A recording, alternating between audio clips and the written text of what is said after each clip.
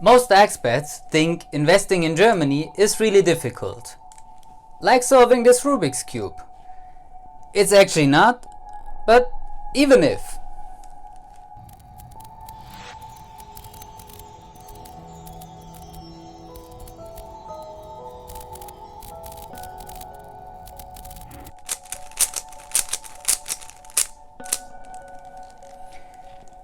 If we can master solving this little cube right here, we can master investing as well.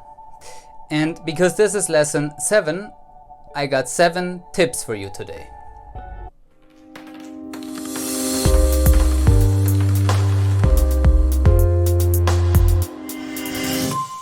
What's up everyone? Welcome to a new video from PerFinEx, the #1 financial planner for expats living in Germany.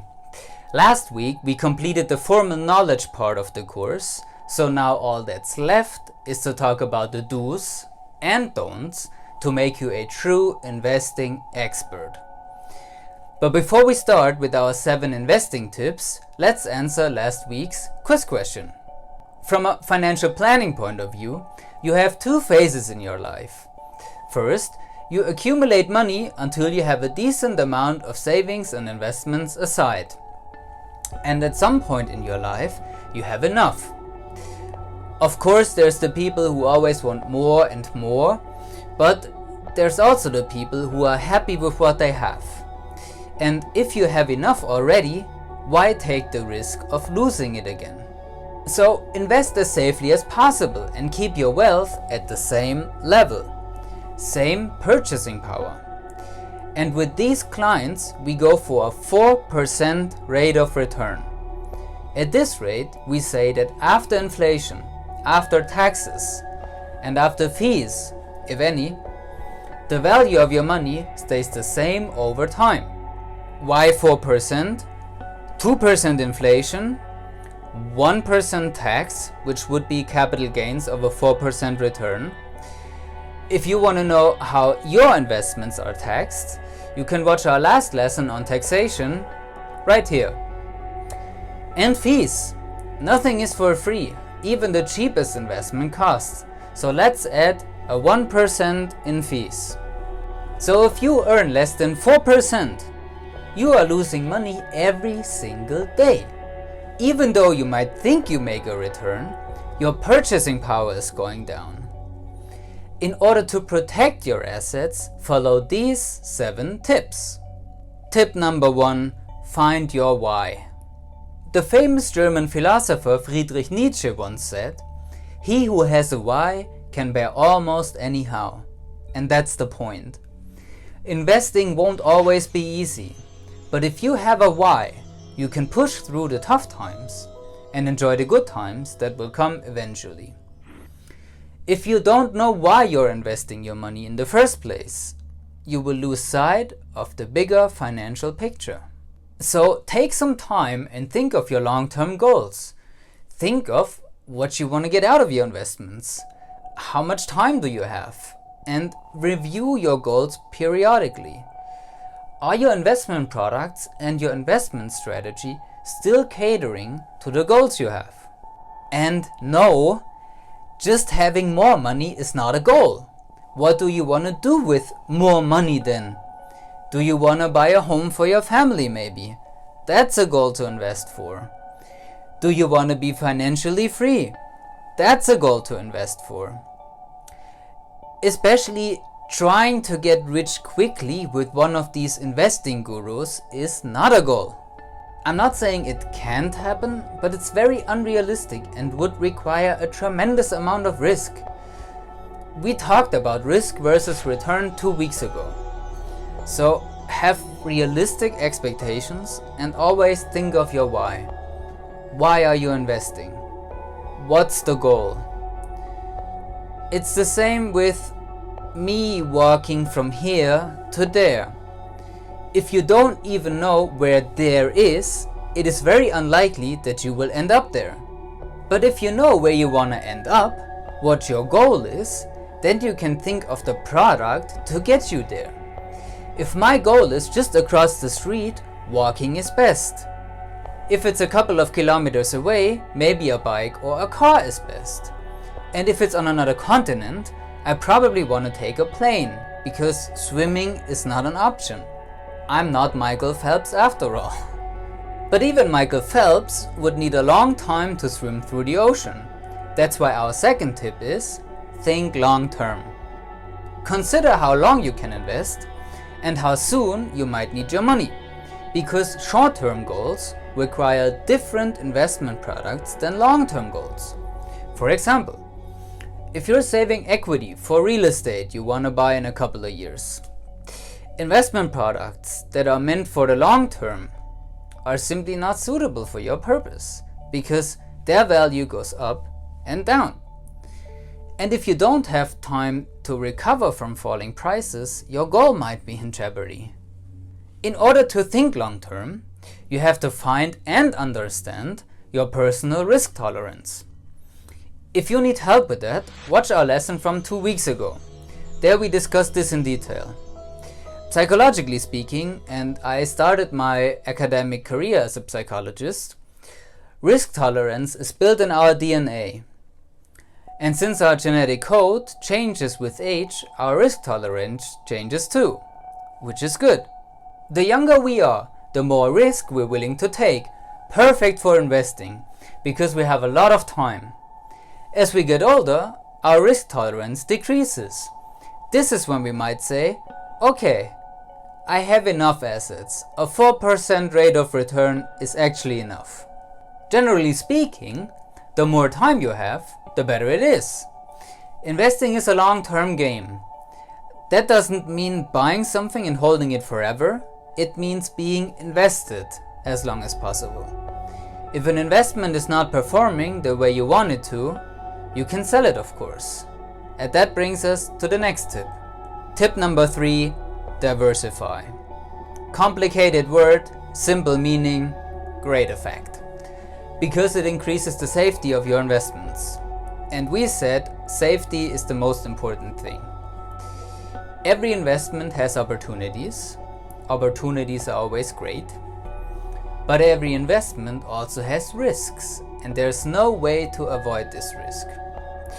So we do not put all our eggs into the same basket and spread our risk, because we know that not every risk will happen, and that's diversification. So it's like the magic triangle of investing, not about saying we take this or we take that. It's about investing in many different asset classes. Something will always go up in value, and if you are invested everywhere, you have the asset class that goes up. Some investments will also fall, yes, but that will be compensated by the others that rise. As an example, what does the value of a German stock have to do with the value of a Japanese airport, or the price of gold, or a nursing home in Canada? Nothing. And that's what we want. Investments that are completely independent of each other. And please don't invest in anything because somebody has a great feeling about it. If I tell you today that something is a great investment, then you'll certainly find someone who says the exact opposite. Nobody knows what's going on in the future. Nobody. And everyone who says otherwise is lying straight to your face. If we could all look in the future, we'd all be rich. But again, past performance is no guarantee for future results. One practical tip within the tip: you are not diversified if you buy the same investment 30 times. Different name, but at the end of the day it invests in the exact same thing.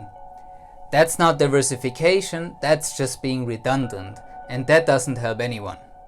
When you got your diversification right one time, it is important to keep an eye on your investment, and that's why we want to do tip 4, rebalance.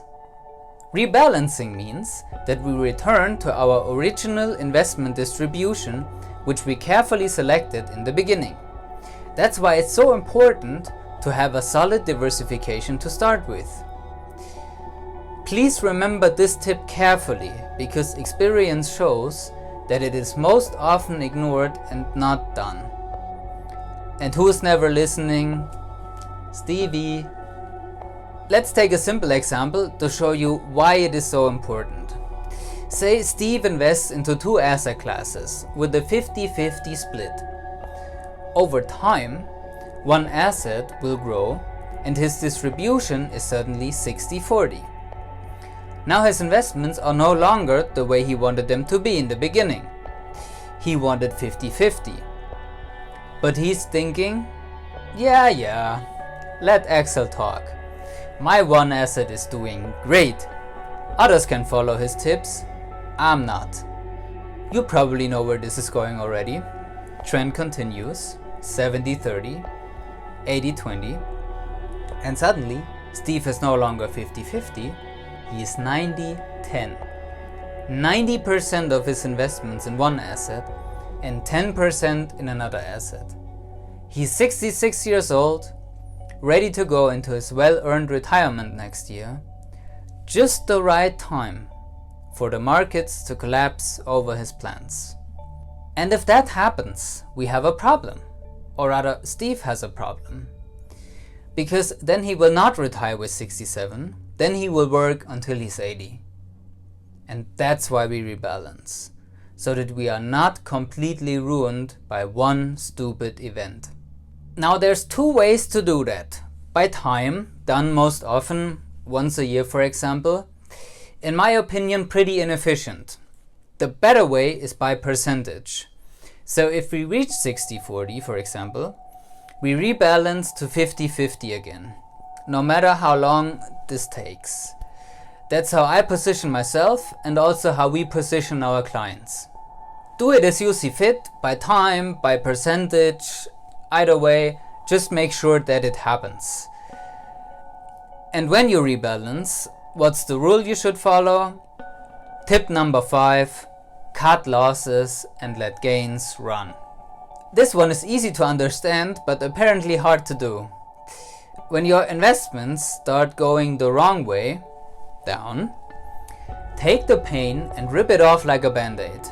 I know psychologically you're thinking, I'll give the investment time, it will recover eventually. But more often than not, there's a reason why the value is falling, and it is time to get rid of it. In Germany we say, when the horse is dead, it's time to get off.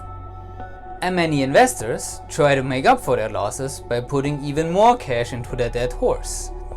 As an example, if a stock drops 50% in value, they buy even more of it because it is cheaper. Please don't do this. And the other way around, when your investments start moving in the right direction, up, let them keep climbing and hold on for them for the long-term benefits. Many people sell far too early, wanting to secure their gains, crying later when they see the long-term development that they missed most of it. I told you not to double down if an investment loses.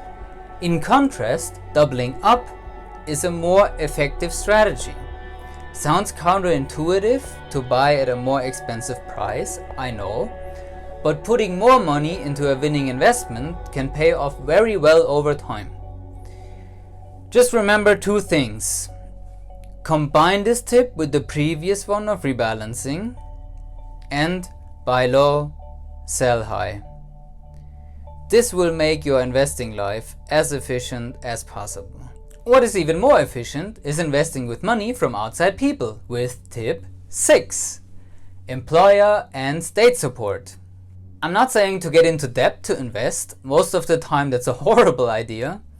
I'm saying you should secure money that is already yours. One way is tax benefits and bonuses from the government. We talked about that last week. And another way is money from your employer. I explained the details on how to get more net income in this video. There's 5 easy tips to get hundreds or even thousands of euros per year. What we didn't talk about in this video is your employer pension plan. Every employee in Germany is entitled to get one. And if you're on a tight budget, An employer-sponsored investment is a great way to get going, because your employer must match partly at least what you invest in. If you want to secure free money but you're not sure what to tell to your employer, let us know and we'll help you with that. And last but not least, the most important tip of all, tip number 7, start early.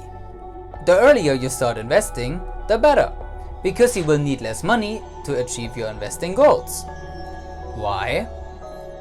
If you invest money wisely, it will grow exponentially over time. We call this compounding. Compounding has been described as the 8th wonder of the world.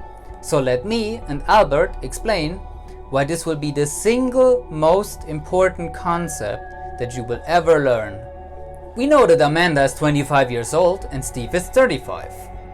Let's say they're both investing 100 euro per month for retirement with an annual interest rate of 7%. This is what the global stock market has returned on average over the last 200-250 years. Steve has about 30 years left, so he will invest 36,000 euros. 100 euros times 12 times 30 years. With 7% interest rate, he will gain more than 81,000 euros in interest on his initial 36,000 investment. Pretty nice, right? So Steve will end up with almost 120,000 a couple of years just before his retirement. Quite unlikely with all the mistakes he's making, but still, I wish him well. Amanda, on the other hand, has 40 years to go. Same investment of 100 euro per month, will end up with an input of 48,000 euros. But the output will be almost 250,000 euros. More than twice as much money. That's a life-changing amount of money you're missing out on if you don't start early. And that's the power of compounding return. The sooner you start investing, the sooner you can get your money work for you and not the other way around. And for anyone who says now, yeah, I get it. Starting early makes sense, but now it's not a good time to invest. I'll wait another year. There's never the perfect time to start investing. So let's consider today the perfect day. Last but not least, today's quiz question. Who can you get free money from? Is it A, the German government, B, your employer, or C, both? Let me know what you think, drop a comment below, and I'll answer the question next week when we talk about investing fails you definitely want to avoid. If you got a question for me, write them with the hashtag AskPerFinEx in the comments. If you want a more personal answer, scan the QR code and book a free 30-minute session with us. See you next week. Stay healthy.